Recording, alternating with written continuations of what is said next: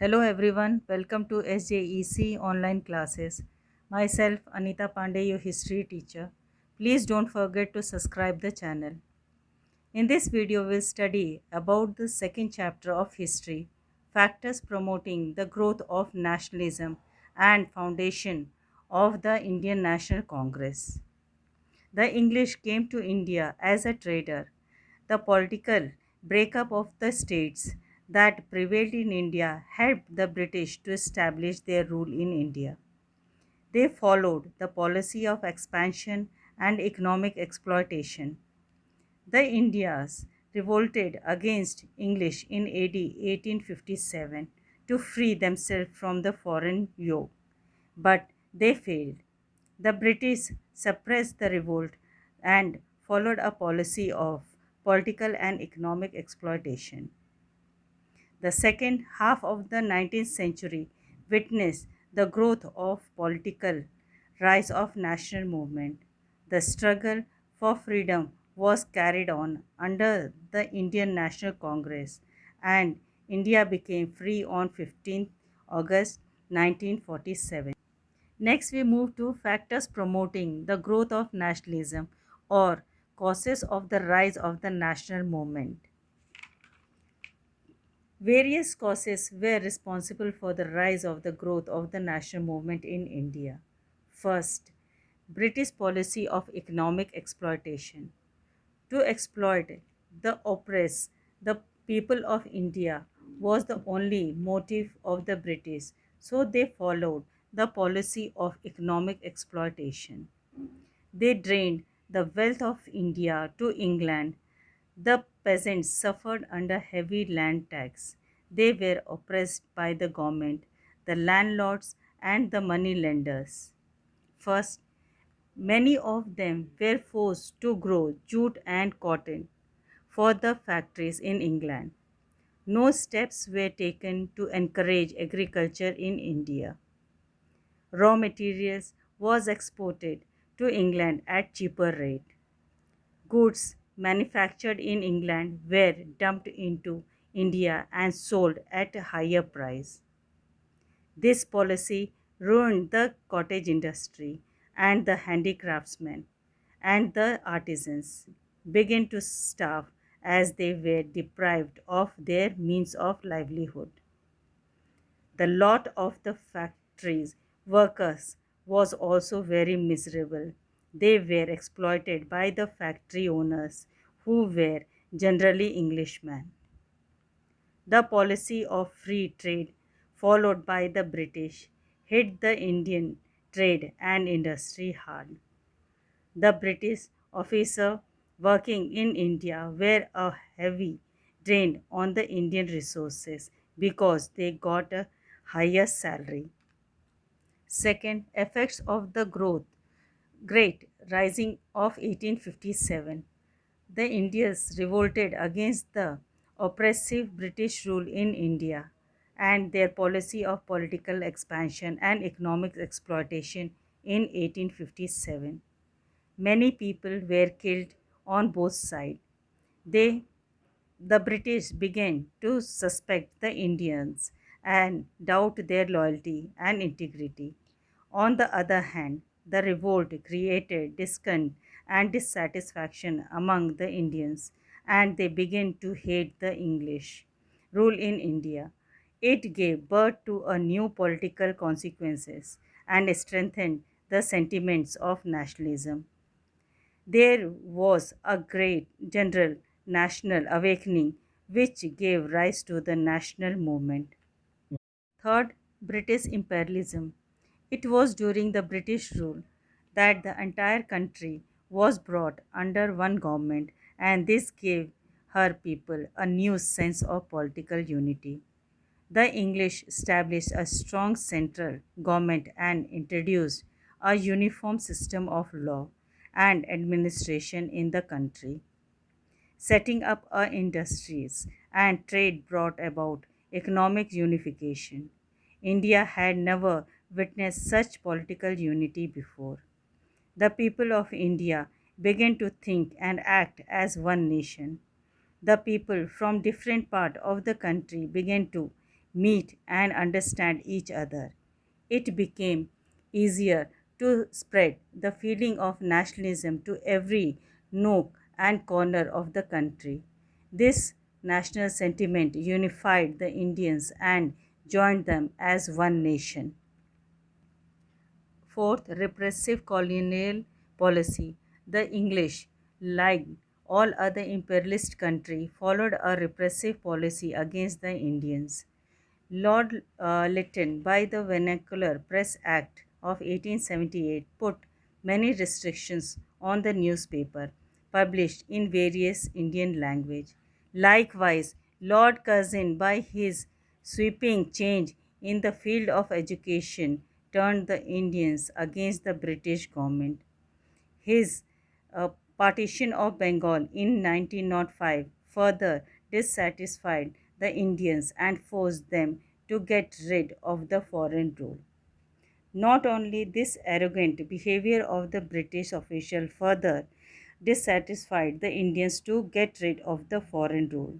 The British official not only used to insult and abuse the Indians, but many times they even tortured them.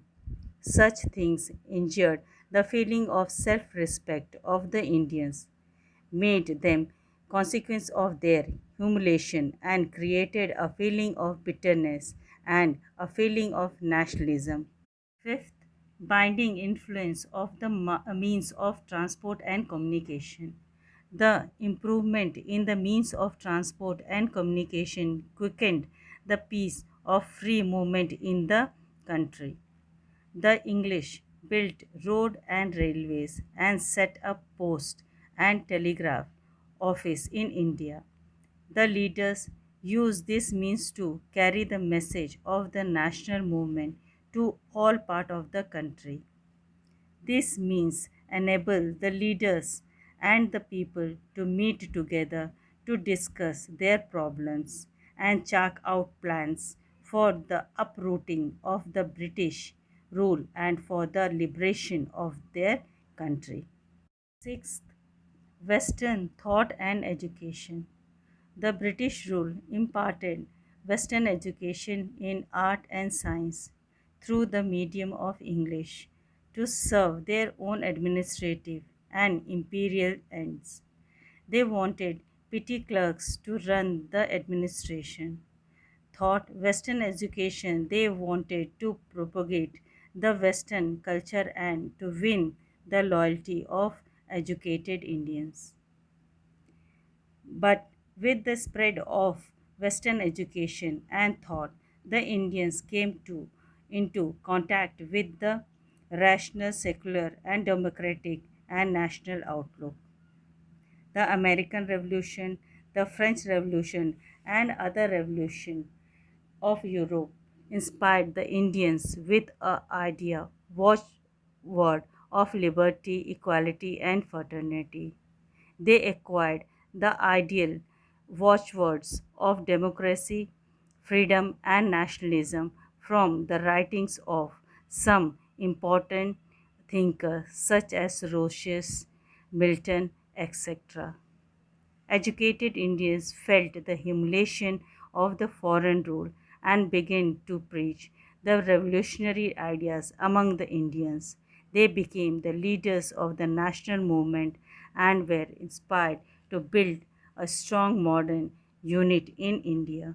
English language also played an important part in this respect. It served as a medium for the propagation of modern ideas.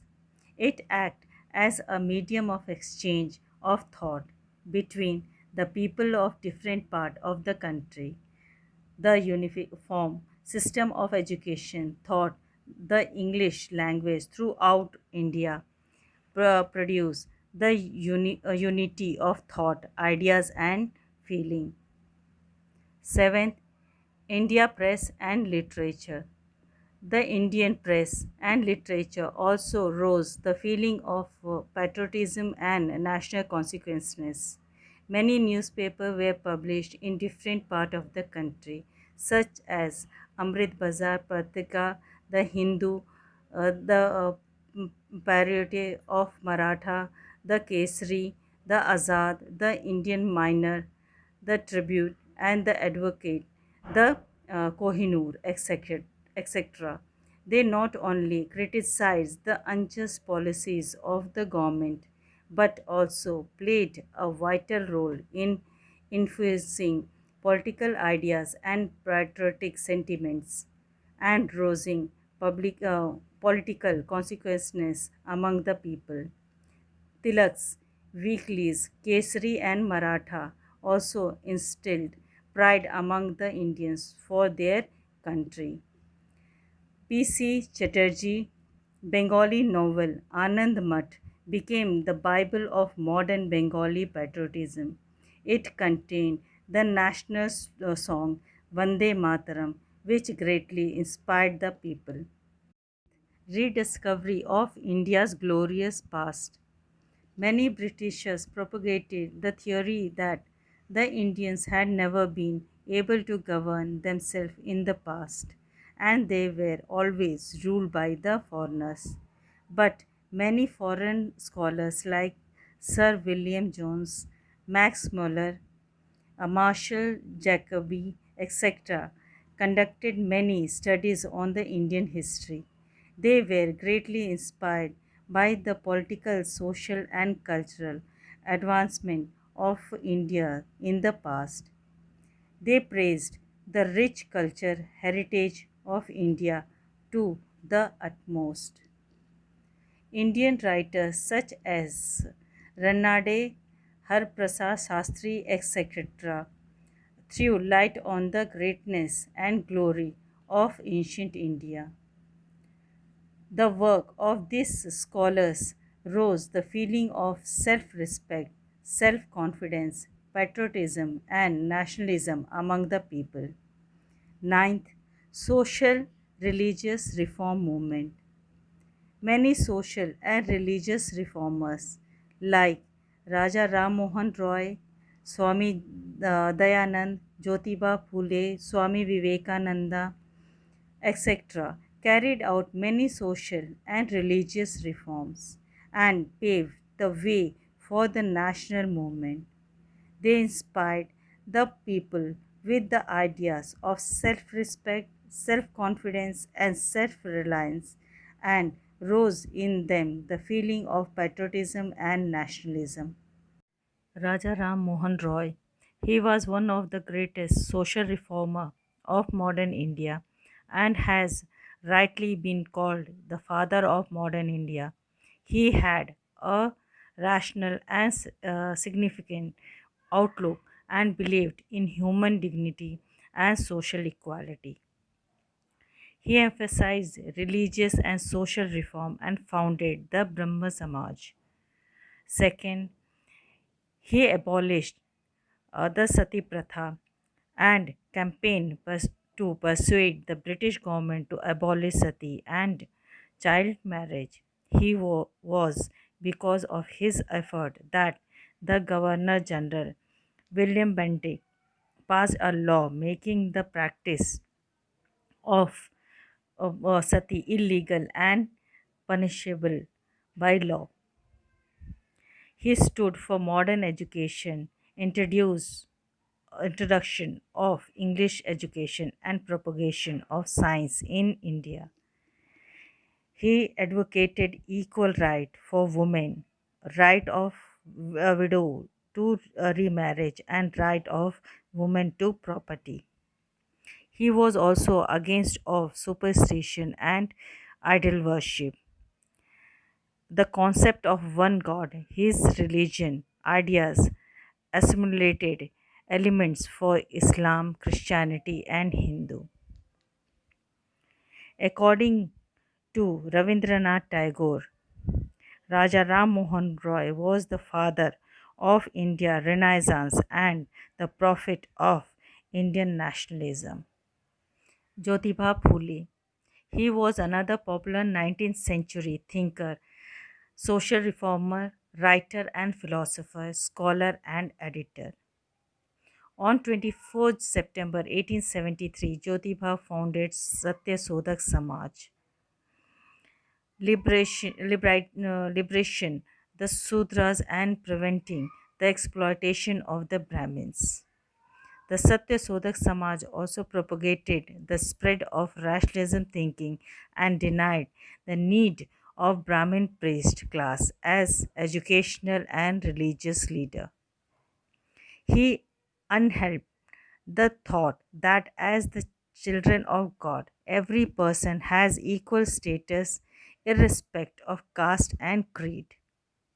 He said that the society could not progress and prosper without education, especially among women. Phule and his wife Savitri Bai Phule were the pioneer of women education in Maharashtra. Phule advocated widowed remarriage and even got a house built for women during 1854. He was against sati and child marriage and led a selfless life devoted to the upliftment of the Dalit. He also published many books like Tale of the Untouchable for his great work, and he has been rightly called Mahatma Jyotibhai Phule. Great leaders like Bal Gangadhar Tilak, Ravindranath Tagore, Pandit Motilal Nehru, Lala Lajpat Rai, Mahatma Gandhi, Jawaharlal Nehru, etc., played a vital role in rousing the people for the deep slumber and inspired them with the new ideas and inspiration and developed in them the spirit of sacrifice and love for their motherland. Tilak also raised the slogan Swaraj is my birthright and I shall have it. Predecessors of the Indian National Congress, the seed of modern political consciousness, were sown by Raja Ram Mohan Roy in the first half of the 19th century, but the second half of the 19th century witnessed the rise of national growth, political consciousness, and an organized national movement. During this period, various political associations were founded in various parts of India. They were local organizations and were not national in character, but they played an important role in the foundation of the National Indian National Congress in December 1885. They called the forerunner of the Congress. Dadabhai Naroji, the great old man of India, made England the center of his political activities and led the foundation of East India Association in London in 1866. He was of the opinion that the British national was just and good. He wanted to place the truth that state of affairs in India before the people of England so that the grievances of the India may be removed. The branches of this association were set up at Calcutta, Mumbai, and Madras. Dadabhai Naroji was one of the first Indians to raise the slogan of Swaraj. He was a great economic and asserted that the British rule and its costly system of administration was a heavy drain of the poor resources of India. Foundation of Indian National Congress. The politically consequence Indians were becoming aware of the need of an all India organization. This would provide a common forum for the meetings of nationalists and the formulation of a common program of our activities. It would also carry on the work of the public education in order to create a broad based freedom struggle, while the Indian leaders were moving towards the formation of an all India political body. Hume Hume's support hastened the birth of the Indian National Congress. A.O. Hume was a retired member of the Indian civil service. He played an important role in the foundation of the Indian National Congress. That is why he is considered as the father of India National Congress. He wanted to set up an organization that would draw the government attention towards the administrative drawbacks and suggest means of remove them. Beside, he also professed to help the Indians to develop themselves intellectually, socially, and politically.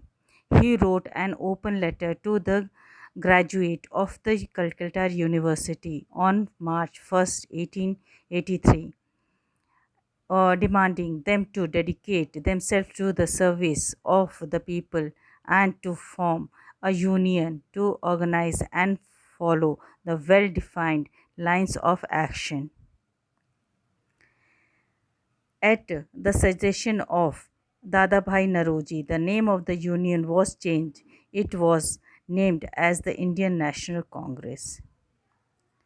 The appeal produced the desired result. In 1884, Hume, in consultation with the Indian leaders, led a foundation of Indian National Union. A conference of representatives of different parts of India was converted by the Union at Pune on December 25, 1885. A plague broke out in Pune, so the meeting of the Union was held at Bombay from December 28, 1885, under the presidency of W.C. Banerjee. It was attended by 72 delegates. The foundation of the Indian National Congress was the most remarkable event in the history of India. A new race of Indians, inspired with a new ideals and thrilled by the visions of a new India, came together and started a movement which attained its goal in about 60 years. For the first time, politically unity was sponsored not by the foreign government but by a group of strong hearted, forward looking sons of the motherland. The Congress expressed the hope and aspiration of the people of India, who accepted its leadership in launching the freedom movement against the British rule in India and achieved freedom in 1947. Next, we move to the immediate objectives of the Indian National Congress. The first session of the Indian National Congress was held at Mumbai in December 1885 under the presidency of W.C. Banerjee.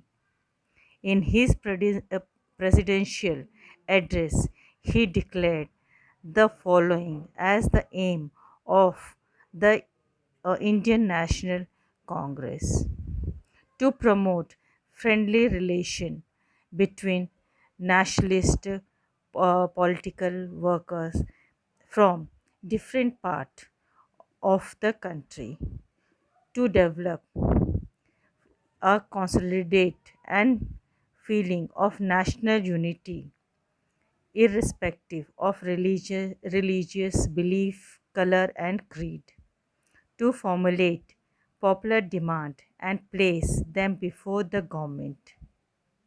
Fourth, to train and organize the public opinion of the country. The Congress held its session every year in a big town, usually in December, to chart out the programs to achieve its aim. The first session of the Congress was held under the presidency of W.C. Banerjee at Mumbai. It was attended by 72 delegates, including some important leaders as Dadabhai Naroji, Firoz Shah Mehta, uh, G.C. Iyer, M.G. Ranade, and others. The second session of the Congress was held in 1886 in Calcutta under the presidency of Dadabhai Naroji. Congress were made in the above mentioned aim of the Congress. Changes were made in the above mentioned aims of the Congress from time to time according to the changes circumstances.